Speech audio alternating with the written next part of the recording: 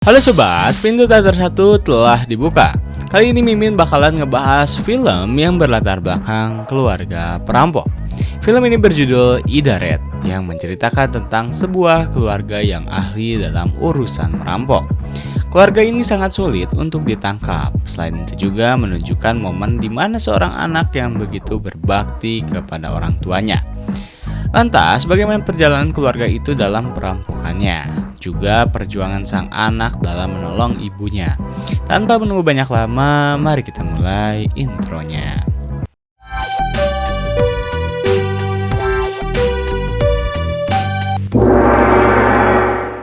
Scene dimulai pada malam hari di mana 4 orang pria yang menyamar menjadi polisi sedang mencoba membajak sebuah truk yang sedang membawa obat-obatan dan peralatan medis. Polisi yang menyamar itu adalah Watt Walker yang memimpin aksi ini. Selain itu ada pamannya yang bernama Dallas. Juga ada Jay dan Beat. Perampokan itu menawan satu korban dan satunya lagi terluka dan telah dibawa ke rumah sakit.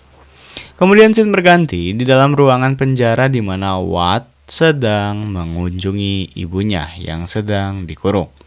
Namanya adalah Ida Walker. Ia melaporkan kejadian kemarin malam tentang perampokan sebuah truk bersama pamannya. Di scene ini kita diperlihatkan wajah Ida yang tertawa kecil, sehingga menandakan jika keluarga ini adalah keluarga perampok. Di sini pun diperlihatkan jika Ida terlihat kusut karena sedang menderita sebuah penyakit yang berat. Selain itu, ia juga ketergantungan pada obat-obatan. Di sana, ibunya memerintahkan Watt dan Dallas untuk membereskan masalah kemarin dengan menghabisi si supir itu. Watt pun mengiyakan suruhan ibunya. Setelah berbincang dengan ibunya, Watt pun lantas pergi meninggalkan penjara untuk mengunjungi seseorang. Ia adalah Jenny, adik dari Watt Walker. Setelah sampai di sana, terdapat juga keponakannya itu yang bernama Darla Walker. Di sini Watt menyuruh Jenny sesekali menjenguk ibunya ke penjara. Namun ia tak mau. Alasan dibaliknya adalah Jenny yang sangat benci dengan ibunya karena menjadi seorang kriminal. Scene kemudian berganti di mana Watt pergi keluar dan menemui adik iparnya yang bernama Body, yang berprofesi sebagai polisi. Juga ada Larry dan Lawrence yang merupakan seorang agen FBI. Kedua orang itu menyambut Watt dengan wajah yang datar. Sementara itu, Watt mengajak Darla untuk mengobrolkan sebuah tawaran pekerjaan untuknya. Saat di tengah pembicaraan, Body dengan senyum-senyum datang mengakhiri obrolan itu dengan menugaskan Darla untuk membersihkan rumahnya. Di sini terlihat wajah Body yang memandangi Watt seakan-akan tidak ingin Darla dipengaruhi oleh si Watt. Kemudian, scene berganti keesokan paginya di mana Body dan Larry tiba-tiba saja masuk ke ruangan kerja si Watt. Body saat itu langsung menuduh Watt jika dirinya terlibat dalam aksi perampokan truk yang terjadi di malam hari, yang telah menewaskan satu orang dan satunya sedang koma di rumah sakit. Larry juga menambahkan jika barang-barang yang ada di dalam truk tersebut merupakan kepunyaan negara. Mendengar tuduhan tersebut, Body dan Larry malah diusir dari ruangannya karena mereka datang tanpa bukti empiris yang jelas. Scene berganti pada malam harinya di mana Watt sedang berjalan ke sebuah bioskop untuk menemui pamannya Dallas. Ia bercerita jika dalam kasus perampokan kemarin, polisi dan agen FBI turun untuk menyelidiki kasus tersebut. Selain itu, Watt menyampaikan pesannya dari ibunya dengan memerintahkan untuk menghabisi sisa orang yang selamat dari insiden perampokan kemarin. Ia menjelaskan jika orang itu sedang koma di rumah sakit. Selain orang itu, 2 orang yang ikut merampok juga harus dibasmi, yakni Jay dan Beat. Mendengar hal itu, Dallas dengan wajah santai merasa tak terbebani dengan perintah dari kakak iparnya. Dan pada malam itu juga, Dallas beranjak dan mempersiapkan aksinya. Kemudian scene berganti di suatu ruangan rumah sakit di mana Dallas telah tiba di sana. Melihat targetnya sedang terbaring koma, tanpa banyak lama ia langsung membunuhnya dengan menjajali kasur ke wajahnya. Setelah menyelesaikan misinya di rumah sakit, Dallas pun langsung bergegas pergi untuk menemui Jay. Tetapi tanpa disangka-sangka, Dallas langsung menyarangkan peluru ke kepala Jay dan langsung tewas seketika. Lihat kejadian sadis itu, Beat yang merupakan sepupunya langsung kabur lewat belakang rumah dan segera mencari tempat untuk bersembunyi dari kejaran Dallas. Dallas balik ke rumah itu dan langsung menembak pacarnya Beat hingga tewas. Kemudian scene berganti di sebuah ruangan di mana Body tengah berbincang dengan Larry. Di sini Body terang-terangan membeberkan tentang ibu mertuanya sendiri, yakni Ida Red.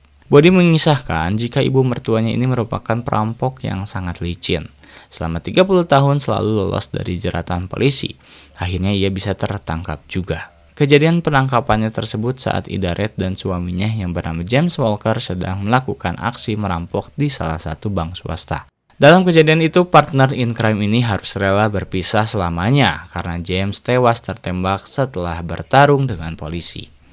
Kasus tersebut akhirnya membawa Ida ke hotel Prodeo dan menghabiskan sisa umurnya di sana. Memang buah tidak jatuh jauh dari pohonnya. Profesi orang tuanya pun nurun kepada anak dan pamannya. Body juga menceritakan tentang Watt dan Dallas sudah keluar masuk penjara karena telah melakukan kasus perampokan. Kemudian scene berganti di mana Watt turun dari mobil untuk menemui seseorang. Watt ternyata bertemu dengan Bunny yang merupakan calon pengacara ibunya. Ia meminta kepadanya untuk mempertegas kepada polisi agar memasukkan Ida Red ke dalam daftar para narapidana yang akan bebas bersyarat. Mendengar desakan tersebut, Benny menjawab bahwa jika dirinya merasa tak mampu jika harus mengamini tugas itu. Alasannya adalah karena Ida Red adalah seorang kriminal yang memiliki pandangan buruk dan dibenci oleh polisi, hakim, juga masyarakat. Tetapi jika ada orang yang berpengaruh di jajaran hakim itu, ibunya pasti akan bebas. Mendengar penolakan itu, Watt pergi keluar dan menghampiri mobil sembari menangis dan kecewa karena tidak bisa menyelamatkan ibunya. Ditambah ia tadi juga diberitahu oleh Benny jika penyakit yang dirasakan oleh ibunya ini semakin parah dan tak lama lagi akan mati. Ia pun masuk ke mobil dan menikmati kesedihannya itu. Scene berganti di sebuah sekolah di mana Body membawa Darla pulang. Di sini kita diperlihatkan bahwa Darla telah diskors karena berbuat onar di sekolah. Saat di tengah perjalanan, ia mendapat kabar jika telah ditemukan mayat di sebuah rumah. Body pun langsung menuju ke TKP. Setelah sampai di TKP, ia mulai menyelidiki mayat Beat dan pacarnya si Jay yang tewas kemarin malam. Jay yang tidak ada di rumah malah dituduh oleh Body sebagai tersangka dalam kasus ini. Darla yang sedang menunggu di mobil secara tak sengaja telah menemukan arsip-arsip dari Ida Red dan suaminya James Red. Di sini kita diperlihatkan jika Darla sedang membaca kasus-kasus yang telah dilakukan oleh kedua pasangan itu. Kemudian scene berganti di malam hari di mana Darla yang sedang berada di depan toko kelontongan didatangi oleh Fit. Fit merupakan teman sekolah waktu SD. Pada saat itu juga mereka malah melakukan tindakan kriminal dengan mencuri sebuah bir di toko kelontongan itu. Setelah mencuri, mereka pun meminum hasil curiannya itu di dalam mobil sambil nge-chill. Scene berganti di sebuah tempat makan di mana Watt sedang mengobrol dengan Dallas. Watt saat itu terlihat marah karena Dallas tidak berhasil juga untuk membunuh si Jay. Melihat Watt yang begitu emosi, Dallas mendinginkan suasana dan berjanji akan segera menuntaskan si Jay sampai mati. Setelah emosinya reda, Watt mengabarkan kepada Dallas tentang kondisi ibunya di penjara yang mengkhawatirkan karena penyakitnya itu. Di sini, Watt memiliki sebuah rencana untuk mengeluarkan ibunya dari dalam penjara dengan cara apapun. Mendengar hal itu, Dallas langsung iba dan menyemangati si Watt. Di tengah obrolan itu, Darla dan Fit secara tidak sengaja datang mengunjungi tempat makan yang mereka tempati. Melihat keponakannya datang, ia pun mengajak Darla dan Fit untuk satu meja dengan mereka. Setelah lama berbincang-bincang, Watt dan Dallas izin pamit untuk pulang duluan meninggalkan mereka. Mereka pun akhirnya ditinggal berdua. Mereka yang begitu intens dalam obrolannya karena pengaruh alkohol langsung tidak terkendali. Mereka pergi ke toilet dan melakukan hubungan fantastis. Kemudian, scene berganti di sebuah warung kelontong di mana si Jay sedang merampok toko kelontong itu dan menodong si kasir dengan pistol. Ia melakukannya karena sudah kehabisan uang. Setelah kasirnya memberikan uang, lantas Jay langsung membunuhnya dengan menembak si kasir tak berdosa itu. Scene berganti di sebuah jalan di mana Watt akan bertemu dengan Dewan Pimpinan Sidang yang bernama Sto, yang akan membebaskan narapidana tanpa syarat. Di sini nih kita diperlihatkan jika Watt langsung menghajarnya dan langsung pergi menculiknya dengan Dallas. Sampailah mereka di sebuah taman. Di sini Watt mencoba memberi uang, juga tak mengancam dewan tersebut agar ibunya dimasukkan ke para narapidana yang akan bebas bersyarat, sehingga ibunya bisa segera bebas. Mendengar ancaman tersebut, So yang tubuhnya langsung gemetar akhirnya menyanggupi permohonan dari Watt dan Dallas itu. Lantas ia pun menerima uang tersebut. Kemudian, scene berganti di mana Watt pergi menjemput si Darla. Ia diajak untuk pergi berziarah ke makam ayahnya itu. Setelah sampai di makam ayahnya, Watt mulai bercerita di bawah pohon rindang dengan mengisahkan latar belakang keluarganya yang menjadi perampok. Ayahnya yang seorang pensiunan militer merasa putus asa karena kesulitan ekonomi dan belum bisa mendapatkan kerja lagi agar bisa mendapat UMR Karawang. Karena sudah putus asa dengan kerasnya hidup, James yang mempunyai strategi tempur bekal dari pekerjaannya dulu sebagai militer, lantas ia memutuskan untuk menjadi seorang perampok saja. Darla pun menanggapi kisah neneknya itu dengan wajah yang kagum. Kemudian scene berganti di dalam sebuah penjara di mana Idaret sedang datang ke ruangan tempat untuk berkunjung. Ternyata yang mengunjunginya adalah Watt. Ida berkata bahwa Watt harus menepati janjinya. Jika tidak, itu akan membiarkan dirinya mati membusuk di dalam jeruji besi.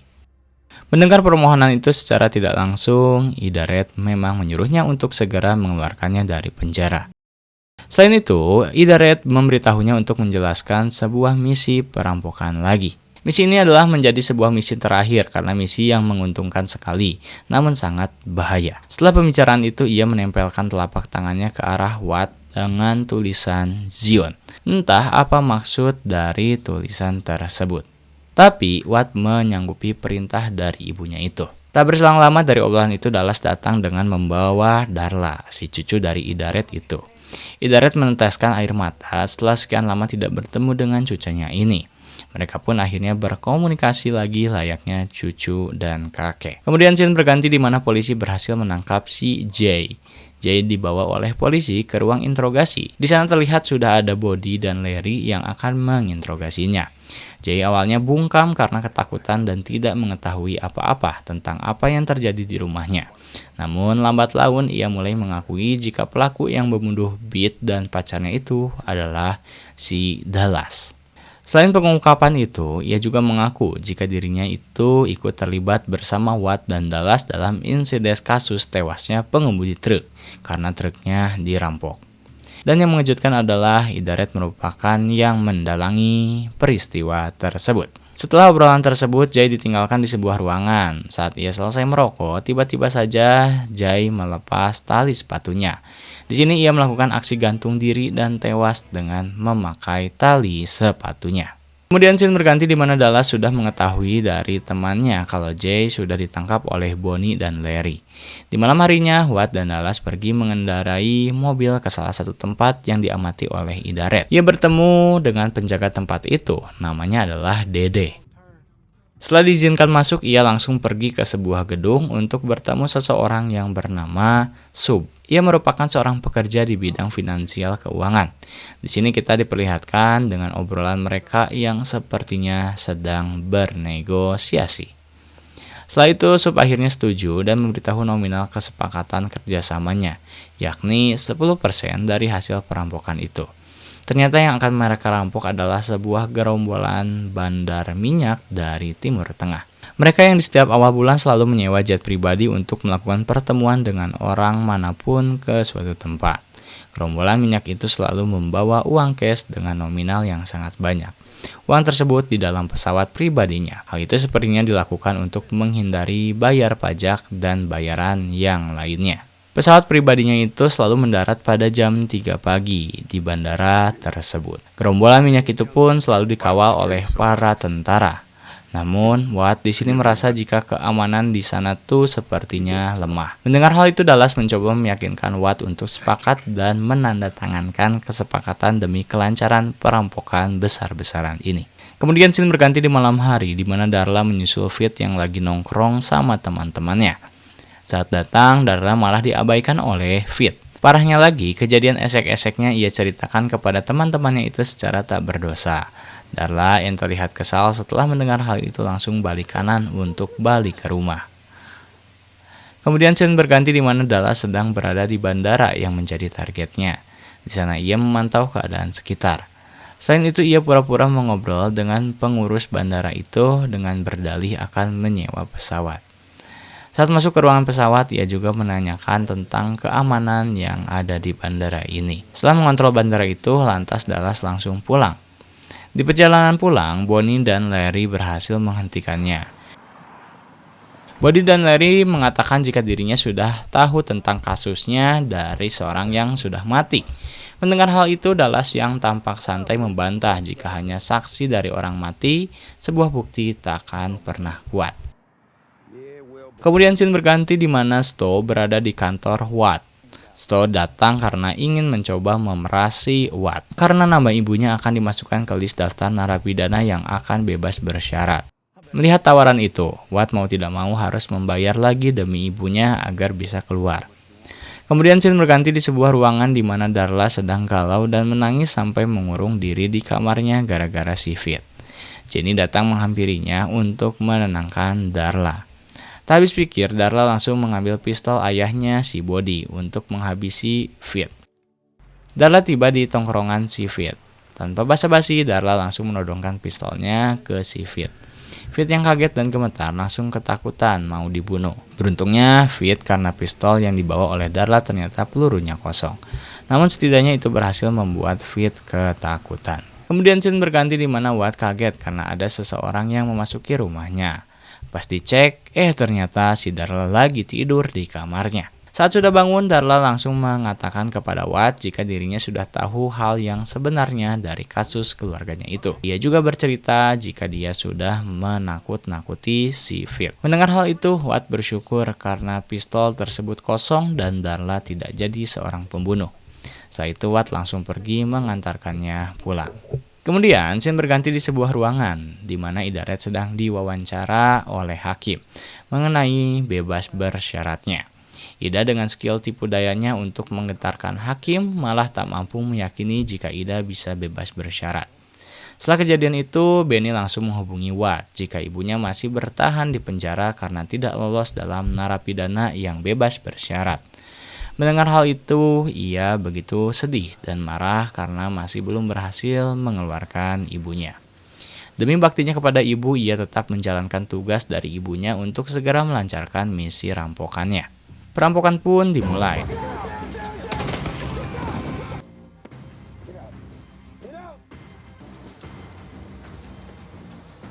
Dan alhamdulillah aksinya berjalan dengan begitu lancar tanpa hambatan. Namun desas-desus perampokan itu terdengar sampai telinga Body dan Larry. Body menyuruh pasukannya untuk menghadang laju pergi kelompok Watt. Pertarungan adu tembak pun terjadi di antara mereka.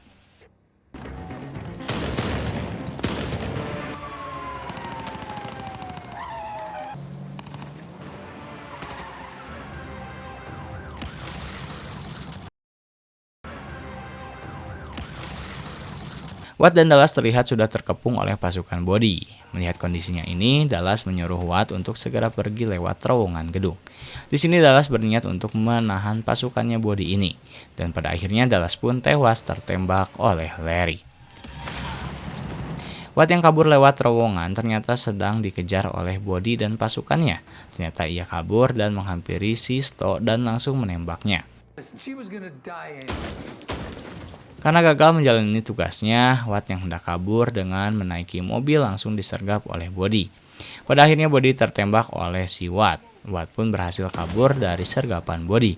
Namun kita diperlihatkan jika Body berhasil selamat karena memakai rompi peluru. Watt pergi ke wartel untuk menelpon si pengacaranya Benny. Pengacaranya memberitahu jika si Dallas sudah tewas. Ia pun menawari sebuah cara untuk mengeluarkan ibunya, yakni dengan menukar Watt dengan ibunya demi bisa bebas.